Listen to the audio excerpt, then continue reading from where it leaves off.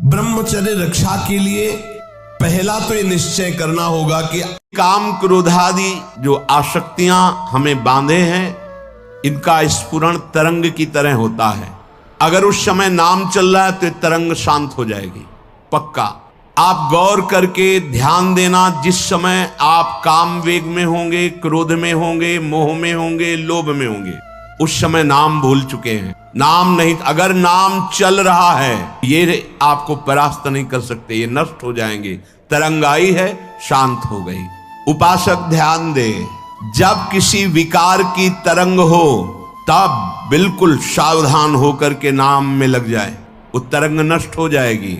नहीं तो जैसे थोड़ी सी चिंगारी और अनुकूल वायु मिल जाए तो ज्वाला बनने में देर नहीं लगती, ऐसे थोड़ा सा स्फुरण हुआ विषय विकार का और अनुकूल सामग्री भोग की मिल गई तो ये समुद्र की तरह हो जाएगी। फिर तुम डूब जाओगे, निकल नहीं पाओगे भोग सामग्री से, भोग क्रिया से निकल नहीं पाओगे।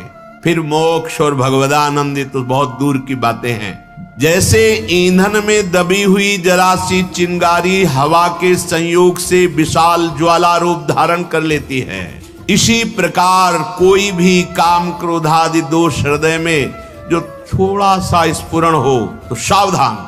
नाम कीर्तन, पद कीर्तन, सत्संग, तत्काल चिंतन बदलना चाहिए। नहीं, जहां ये विकार आते हैं तो गाढ़ चिंतन कराते हैं, गाढ़ चिंतन, ऐसा गाढ़ चिंतन कि अब इसको हमें चाहिए ही, अगर ये नहीं मिला तो हम नहीं रह सकते, पक्का। जहां ऐसा आया तहां आसक्ति का प्रबल रूप प्रकट हुआ, ज्वाला रूप बन गया।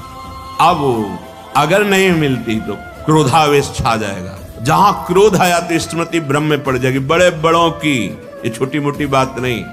खत्म निर्णय करने वाली बुद्धि की क्या बोलना चाहिए, क्या करना चाहिए, क्या नहीं करना चाहिए, बुद्धि उसका नाश हो जाएगा। वही सर्वनाश। ऐसा परम स्वतंत्र ईश्वर का अंश अधीन हो गया, गिड़गिड़ा रहा है, तुच्छ विषयों के लिए घुटने पे है। ये देखो माया का बल, बड़े बड़ों को रौंद के फेंक दिया इस माया ने। क्यों रौंदा? कहीं न कहीं अगर साधक भी है तो अभिमान है, तो माया मैं को बर्दाश्त नहीं करती है। चलो हम तुमसे प्रश्न करती, दो उत्तर। नहीं दे सकते आप उत्तर। अहंकारी माया पर विजय प्राप्त नहीं कर सकता, आत्माराम पुरुष को माया भ्रमित नहीं कर सकती। जैसे विविध प्रकार की नदियां लहराती हुई, तरंगायमान होती हुई समुद्र में जाती हैं, समुद्र में कोई हलचल पैदा नहीं कर सकती, ऐसे ही भगवदानंद को प्राप्त हुए महापुरुष के हृदय में कोई भी भोग सामग्री, त्रिभुवन की राज्य लक्ष्मी भी हलचल पैदा नहीं कर सकती। शांताकारम, उसका हृदय द्वंद्वातीत, त्रिगुणातीत, कालातीत स्थिति को प्राप्त हो गया है। पर जब तक ऐसी स्थिति ना हो तब तक साधक सावधान। जहां हृदय में काम क्रोध का विकार एक लहर सी आवे, तुरंत सावधान हो जाना, कुसंग से हट जाना। वो वृत्ति कुसंग की आई है, अगर उसका चिंतन बनने लगा तो चिंतन बनेगा, वो पूरा पिक्चर सामने रख देगी। अगर भोगा है तो उसकी, नहीं भोगा है तो कल्पनात्मक, ऐसा ऐसा करेंगे, ऐसा ऐसा करेंगे, बड़ा सुख मिलेगा। बस बावरा हो गया, निर्णायक शक्ति गई और वो उसको अधीन करके भ्रष्ट कर देगा। कुसंग लहर को समुद्र बना देती है, बाहरी कुसंग और आंतरिक कुसंग। चारों ओर से हृदय पर काम का अधिकार, क्रोध का अधिकार, लोभ का अधिकार। अब बचने की कोई गुंजाइश नहीं रहती। देवर्षि नारद जी कह रहे हैं, साधक उपासक सावधान। जिसे ब्रह्मचर्य रहना, उसे नित्य सत्संग सुनना चाहिए। सत्संग ही एक ऐसा है जो तुम्हें उठा सकता है। संसार में आज तक किसी की भी उन्नति हुई है तो उसे सत्संगी कहते हैं। ये लहरें सबके हृदय में आती हैं, पर समुद्र ना बनने पावे, इतनी सावधानी रखना। लहर आई, राधा राधा राधा राधा राधा। गृहस्थ धर्म में तो मर्यादा के अनुसार, अपनी सीमा के अंतर्गत। विरक्त धर्म में तो उस तरंग को ही नष्ट करना है। सदा सर्वदा अत्यंत सावधानी भगवद स्मरण है। कहा हनुमंत विपति प्रभु सोई, जो तो सुमिरन भजन न होई। तो अब देवर्षि नारद जी से प्रश्न हो गया, कौन है जो इस दुस्तर माया को पार कर जाए, जीत जाए?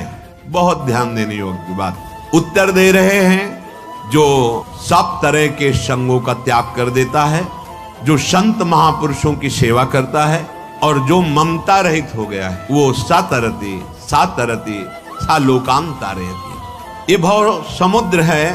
साधना करने का मतलब है एक तरह से तैरना। कितना भी बड़ा तैराक हो, तैरते तैरते थक जाता है। हाथ पैर से जल काटते रहते हैं तो आगे बढ़ते रहते हैं।